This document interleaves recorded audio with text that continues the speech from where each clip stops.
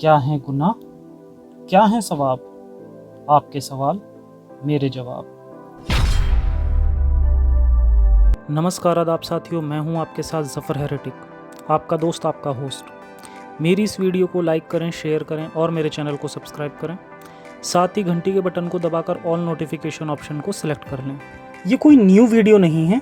मेरे शो आपके सवाल और मेरे जवाब से मैंने वो हिस्सा उठाया है जिसमें मैंने बहुत सारे लोगों के सवाल का शॉर्ट में जवाब दिया था कि मैंने इस्लाम को क्यों छोड़ा था और क्यों मैं एक एथीस्ट बना। काफ़ी लोगों को ये हिस्सा काफ़ी पसंद आया और कुछ लोगों की डिमांड भी थी कि इसे सेपरेट वीडियो में दिया जाए ताकि इसे लोग शेयर कर सकें।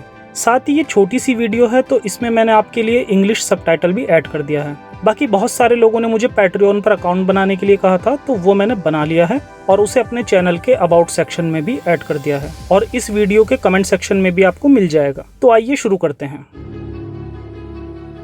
मैं मॉडर्न मुस्लिम फैमिली से हूँ और इस्लाम को बहुत ज़्यादा फॉलो तो नहीं करता था, लेकिन गॉड में ट्रस्ट पूरा था। और मेरे पेरेंट्स के अलावा घर में 2 सिबलिंग्स हैं, तो ये बाकी के सिबलिंग्स तो बचपन से ही न्यूट्रल थे। लेकिन जब मैं छोटा था तब तो मैं नमाज भी पढ़ता था और रोज़े भी रखता था।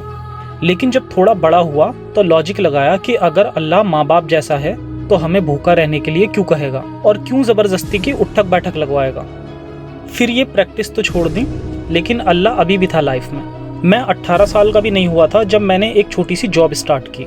वहाँ ऑफिस के मुस्लिम लोगों ने मुझे समझाने की कोशिश की कि रोज़ा हर मुसलमान पर फ़र्ज़ है, लेकिन मैं नहीं माना। मैंने पक्का मन बना रखा था कि अल्लाह जिसने हमें बनाया वो तो बहुत इंटेलिजेंट होगा, वो भला क्यों बेकार की प्रैक्टिस करवाएगा। हालांकि अभी तक मैंने कुरान या हदीस को मीनिंग के साथ नहीं पढ़ा था। फेसबुक पर इस्लाम की अच्छी पोस्ट भी कभी कभी शेयर कर दिया करता था। फिर उस पर जो लोग मोहम्मद साहब को गालियाँ देते थे उन्हें ब्लॉक कर दिया करता था। मुझे लगता था कि वो लोग नफरत फैला रहे हैं। आखिर ऐसा कैसे हो सकता है कि इतने बड़े मजहब को स्टार्ट करने वाला ऐसा भी हो सकता है जैसे कि ये लोग कहते हैं। सवाल तो बहुत थे मन में, क्योंकि मैंने स्कूल में साइंस पढ़ी थी, लेकिन मुझे किसी भी स्कॉलर से डिस्कशन करना अच्छा नहीं लगता था, क्योंकि उनका जो वो रवैया होता था कि खुदा और उसके रसूल पर शक की कोई गुंजाइश नहीं, वो बिहेवियर मुझे बहुत बुरा लगता था। हर जगह इस्लाम पर बोलने वाले स्कॉलर्स मुझे जाहिल दिखाई देते थे और मुझे इंतज़ार था किसी ऐसे इंसान का जो साइंस और इस्लाम को एक साथ पेश कर सके। मैं इस्लाम को तभी छोड़ देता, लेकिन फिर जाकिर नाइक साहब का एक शो देखा, डॉक्टर जाकिर नाइक।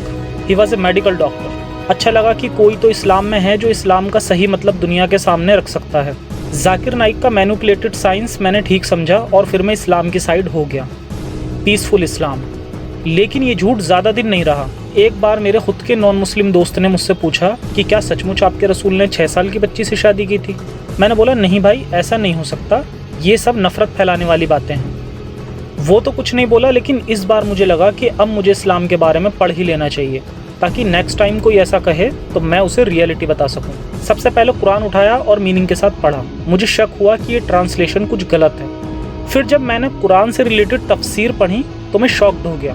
फिर मैंने बाकी हदीसें भी पढ़ी, आयशा का किस्सा पढ़ा, गुलाम औरतों के बारे में पढ़ा, 72 हूर, 3 तलाक, हलाला जैसी चीज़ें।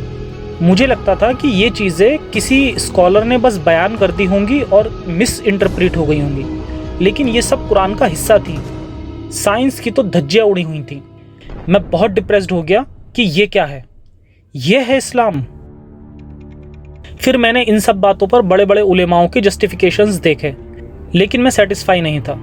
जितना जस्टिफिकेशंस देखता था उतना ज़्यादा इस्लाम से नफरत होती जा रही थी। अब जो बातें अंदर दबी थीं वो भी बाहर आने लगी कि इतने सारे मज़हब क्यों हैं और हर कोई अपने मज़हब को सच्चा क्यों मानता है। मैंने कॉस्मोलॉजी पढ़ी जो कभी स्कूल में नहीं पढ़ी थी, फिजिक्स, केमिस्ट्री, बायोलॉजी सब पढ़ा। इन सबको पढ़ने से मेरा अल्लाह भी मुझसे छूट गया।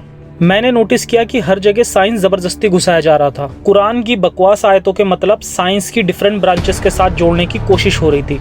मैंने एक्स मुस्लिम लोगों को सुना और उनके बताए रेफरेंसेस वेरीफाई किए, वो लोग सच बोलते थे। उसके बाद तो मैंने इस्लाम को बहुत डीप में पढ़ा और अब मुझे पूरा खेल समझ आ गया था।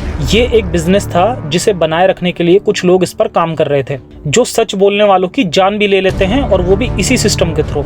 अब मेरे पास 2 रास्ते थे, एक कि मैं इस सच को अपने तक रखूं और अपनी ज़िंदगी सुकून से जीकर निकल जाऊं, दूसरा कि इस झूठ के खिलाफ आवाज़ बुलंद करूं।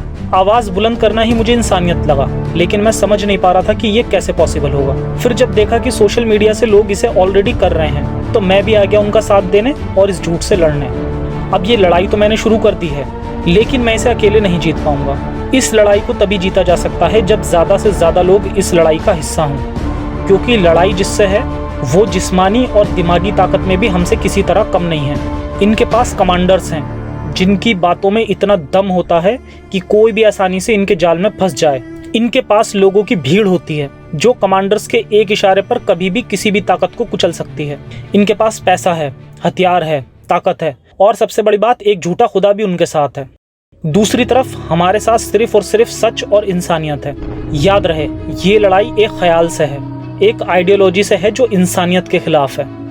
ये भी याद रहे कि लड़ाई अगर लोगों से हो तो उसे उन लोगों को मारकर जीता जा सकता है, लेकिन लड़ाई अगर किसी ख्यालात से हो तो उसे जीतना बहुत मुश्किल होता है। जीत हमेशा सच्चाई की ही होती है, और अगर जीत सच्चाई की ना हो तो समझो कि लड़ाई अभी बाकी है। तो आइए मेरे साथ और खड़े हो जाइए अपनी जनरेशंस को एक सुनहरा कल देने के लिए। सपोर्ट कीजिए मुझे और मेरा पैगाम सही जगह पहुंचाने में मेरी मदद करें, ताकि आने वाला कल इंसानियत का कल हो और साइंस का कल हो। तो आज के शो में इतना ही, फिर मिलेंगे किसी और एपिसोड में एक नए टॉपिक के साथ। तब तक के लिए सुरक्षित रहें और अपना और अपनों का ख्याल रखें। जय हिंद, साइंस हाफिज।